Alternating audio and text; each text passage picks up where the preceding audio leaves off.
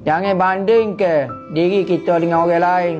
Jangan bandingkan pemberian Tuhan kepada orang lain, kepada diri kita. Yang mana hakikatnya semua pemberian Tuhan penuh belaka. 24 jam hari ni Tuhan beri kepada anak. Ni 24 jam juga. Cuma dalam 24 jam pemberian anak lagu ni. Pemberian orang lain lagu ni. Maka jangan bandingkan pemberian Tuhan. Tidak ada adab kita. Tuhan beri sesuatu, kita banding-banding dengan orang sebelah kita. Patut kita bersyukur, terima kasih kerana Tuhan memberi kita nyawa, boleh berjalan, boleh minum, boleh menyawa, boleh hidup pada malam ni. Nah, pemberian tu macam-macam. Tuhan nak tunjuk dia tu maha hebat, dia beri macam-macam.